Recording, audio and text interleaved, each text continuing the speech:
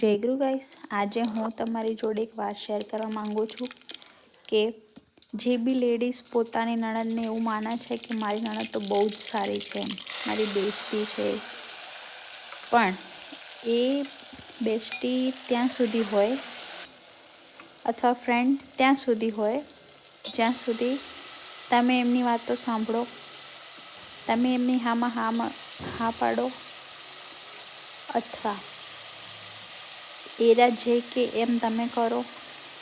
પણ જે દિવસે તમે એમના મમ્મી પપ્પાની કોઈ વાત હોય, એમના ભાઈની કોઈ વાત હોય અથવા એમની ફેમિલીની કોઈ બી વાત હોય, એ તમે આમ ફ્રેન્ડ સમજીને તમારા મનની વાત એમની સાથે શેર કરશો.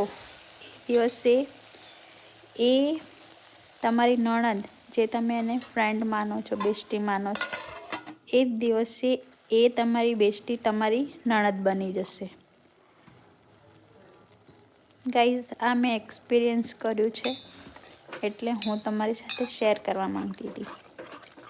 ગાઈઝ, તમારી જોડે બી આવું થાય છે કે નહીં, મને કમેન્ટ કરજો અને વિડીયોને લાઈક કરો, શેર કરો અને સબસ્ક્રાઈબ કરો.